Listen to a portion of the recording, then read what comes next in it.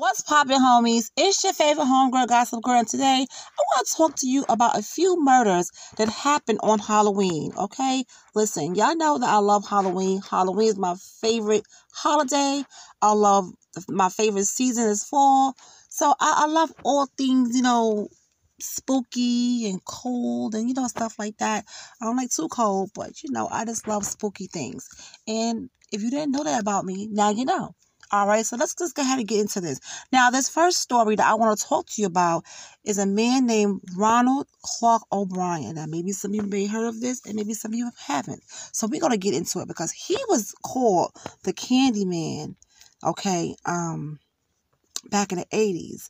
And he was also known as the man who killed Halloween. All right, so let's just go ahead and get into this juicy stuff. Grab your snacks, grab your drinks, get your cover up, and listen to what I have to say. Ronald Clark O'Brien. He was born October 19th, 1944, and he died March 31st of 1984. Now, he was nicknamed the Candy Man and the man who killed Halloween.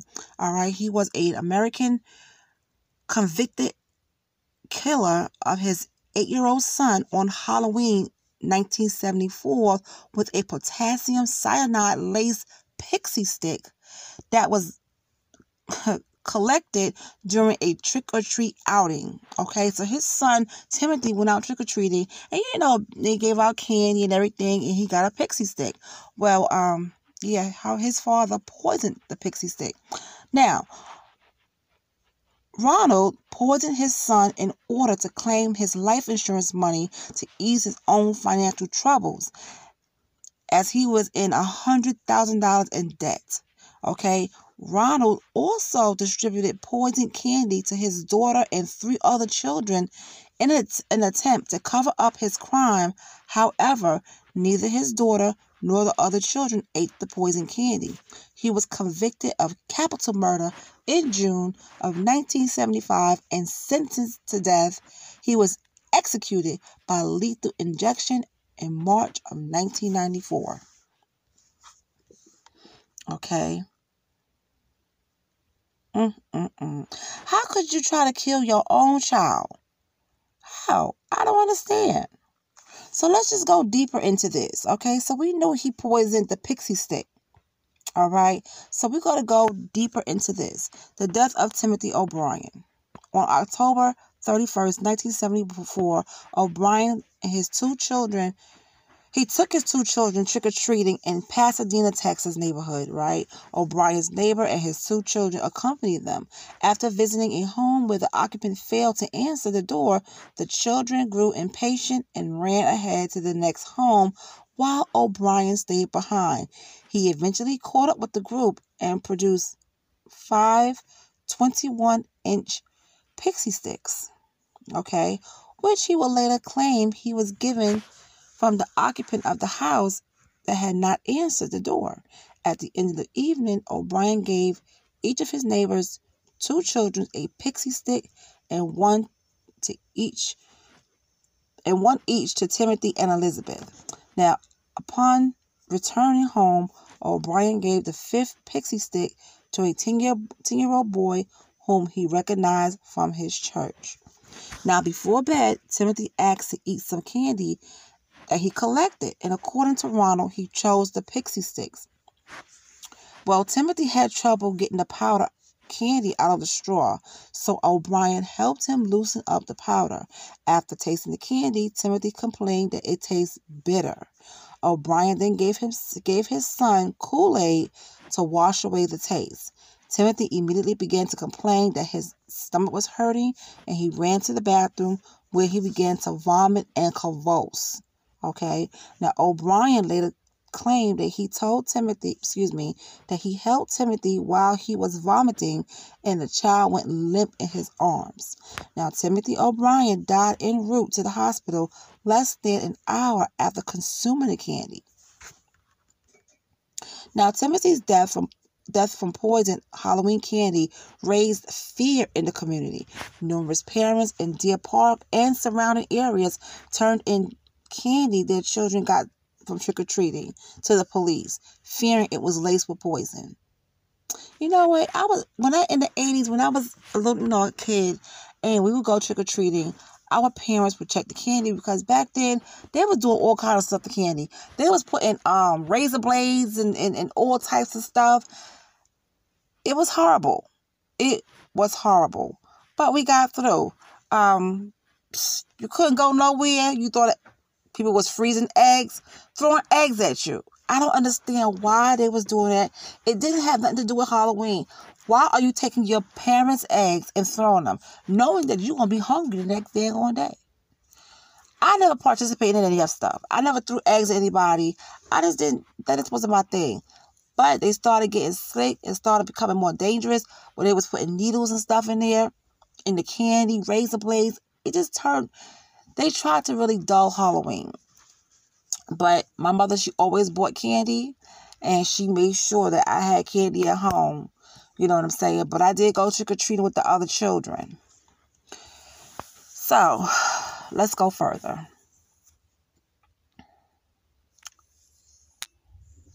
The police did not initially suspect O'Brien of any wrongdoing until Timothy's autopsy revealed that the Pixie Stick he had consumed was laced with a fatal dose of potassium cyanide.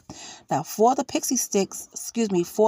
Pixie Sticks O'Brien claimed to have received were recovered by authorities from the other children, none of whom had consumed the candy.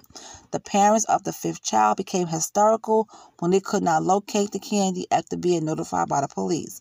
The parents rushed upstairs to find their son asleep, holding the unconsumed candy. The boy had been unable to open the staples that sealed the wrapper shut. All 5 of the Pixie Sticks had been opened, with the 2 top inches refilled with cyanide powder and resealed with a staple. So this man, he not only poisoned his son, he was out here trying to poison kids, period. Okay? He was out here trying to poison kids, period. And for what? Wow.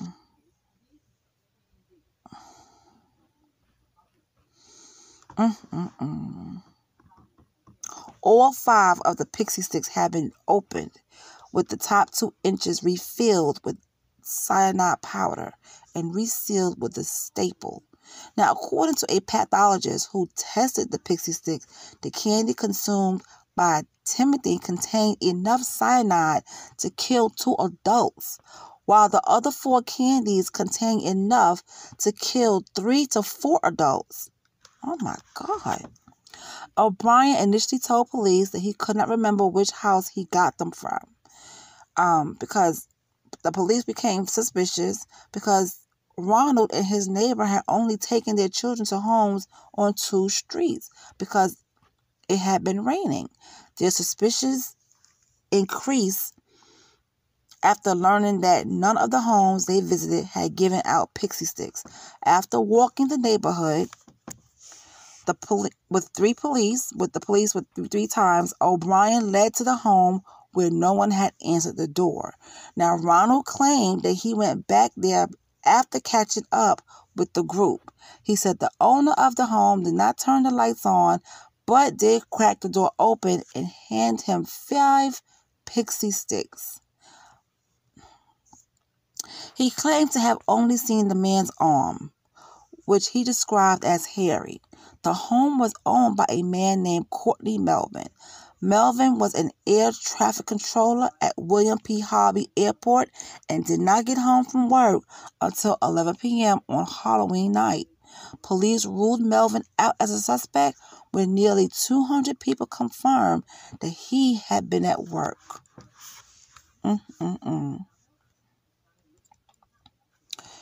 As the investigation progressed, police learned that Ronald O'Brien was over $100,000 in debt and had a history of being unable to hold a job. Now, in the 10 years preceding the crime, O'Brien had held 21 jobs. At the time of his arrest, he was suspected of theft at his job at Texas State Optical and was close to being fired. His car was about to be repossessed. He had default on several bank loans, and the family home had been foreclosed on. Police discovered that O'Brien had taken out life insurance policies on his children in the months preceding Timothy's death.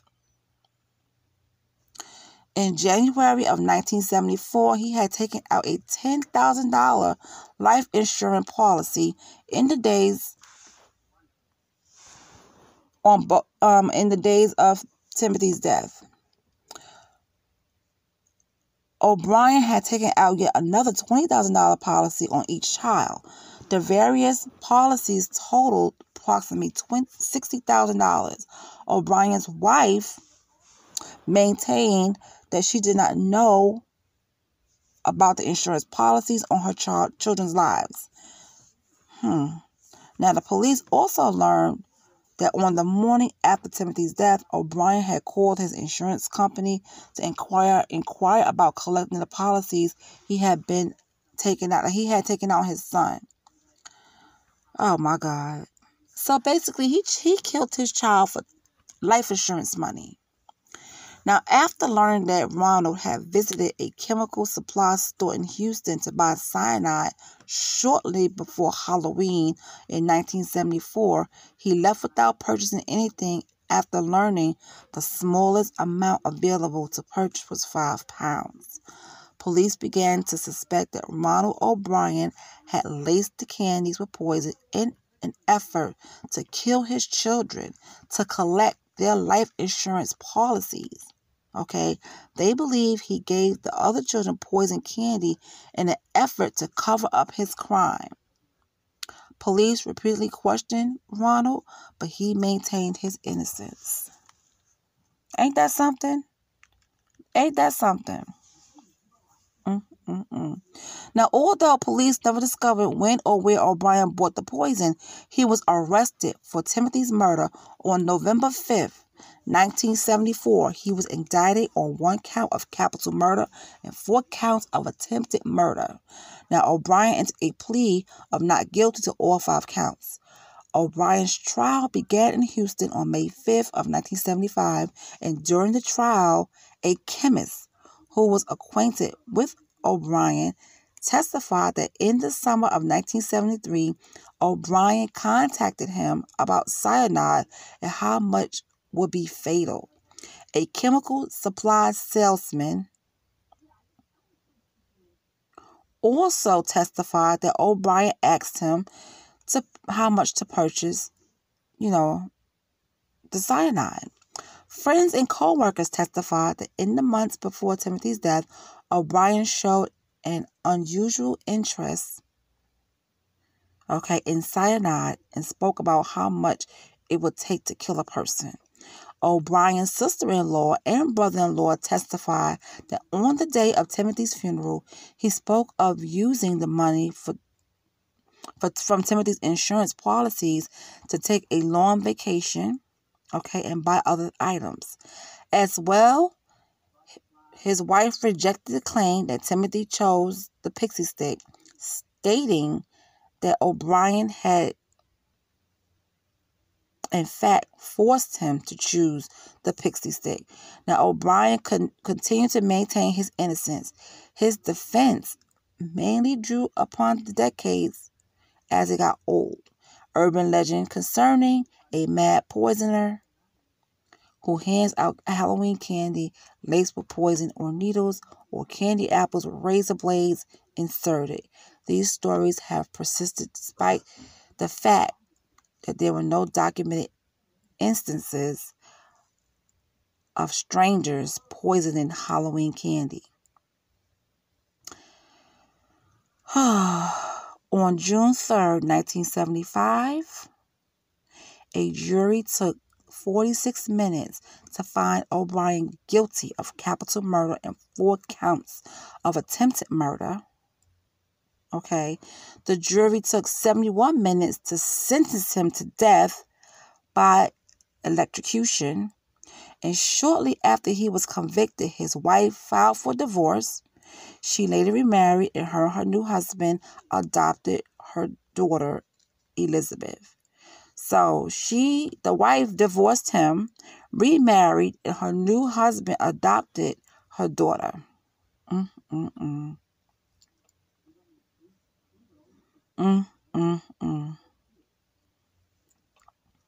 So the fact that he was electrocuted, I do not feel bad about that, because this man took out life insurance policies with ill intent. Okay. He took out that money because it was going to be his backup plan. And we see that his backup plan was to pay off his debt. So he gave other children that the same pixie stick to cover up his crime, which it all backfired, and he ended up going to jail anyway. How could you do that to your own child? That's just horrible. There's some horrible people out here, man. That's just horrible. Mm-mm-mm.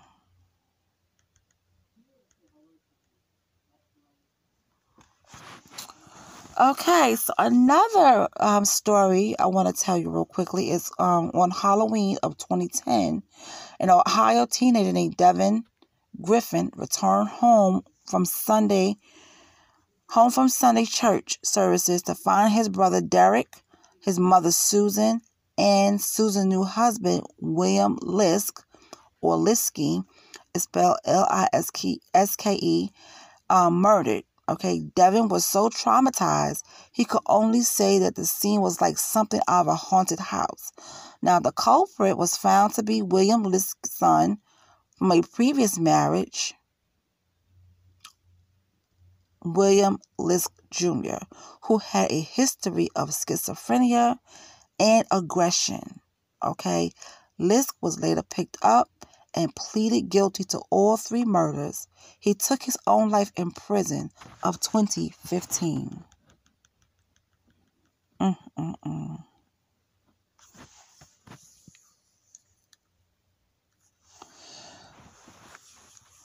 The murder of Carl Jackson. Bronx resident Carl Jackson was 21 years old, a data entry clerk at Morgan Stanley. On Halloween night of 1998, Jackson went with his girlfriend to pick up her young son from a party. While there, some teenagers threw eggs at their car, but the classic Halloween prank soon turned ugly. Jackson got off his car, exchanged words with the teenagers, and got back in the car. Then one of the teens pulled out a sidearm and shot Jackson, ending his life instantly. Police later arrested 17-year-old Curtis Sterling for the crime. Mm-mm-mm.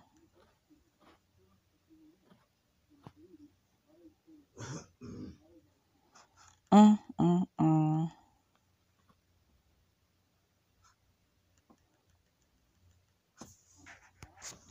Okay, the next one. A woman handed out ant poisoning to children too old for trick-or-treating. Lord Jesus, have mercy. In 1964, Long Island resident Helen Field was apparently annoyed by all the children she deemed too old for trick-or-treating and made special treats for them. On Halloween, Helen handed out buttons of arsenic ant poison, dog biscuits, and steel wood pads that she wrapped in tinfoil. Doctors determined that the ant poison could have been deadly to small children, and investigators learned that Helen had handed out 12 of the buttons, which had a skull and crossbones on them, during trick-or-treating. Now, who the heck told this lady that was she the Halloween police? Now, why the heck she gonna say you're too old for trick-or-treating and out here poisoning these kids? Helen, who had 2 children of her own, was eventually arraigned and sent by a judge to Central Islip State Hospital. She was later charged with child endangerment and pleaded guilty, though She was adamant that she never intended to cause them harm. Ma'am, you made buttons. She handed out buttons of arsenic, ant poison, dog biscuits, and steel wood pads that she had wrapped in tin foil. And she didn't mean to cause any harm. Lady, please. Please.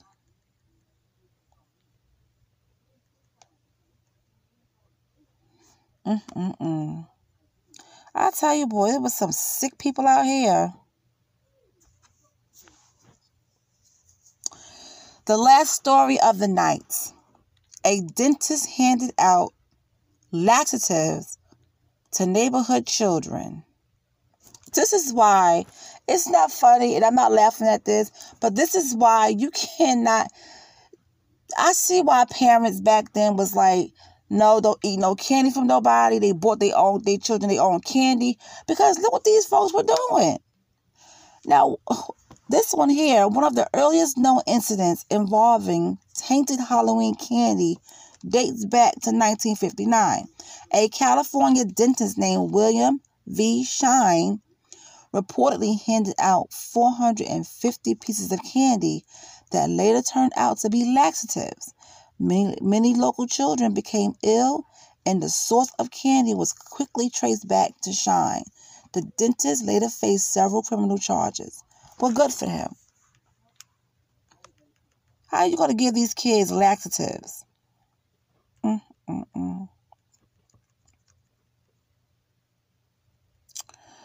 Well, guys, that is it. That is all I have to talk about right now. Tomorrow's Halloween. I just want to come on here and share this content with you all in the spirit of Halloween. But there are a lot of crazy cases out here, and I may come back tomorrow and do a few more, okay? So you guys, if you are celebrating Halloween tonight, be safe, be careful out there. It's cool, bundle up. Don't be trying to show all your goodies until you get to the party, okay? If you are celebrating Halloween tomorrow, I hope you all have a wonderful Halloween. I have to go to work, so I got to deal with these wackos out there. But I get off, at a decent hour, and I may come on here and share with you a few more stories of things that happen on Halloween. And I will talk to you later. You have a great night. Please like and share this video if you want to, okay?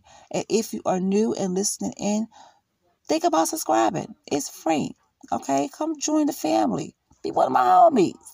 All right? All right. I'll talk to you guys later, and have a great night.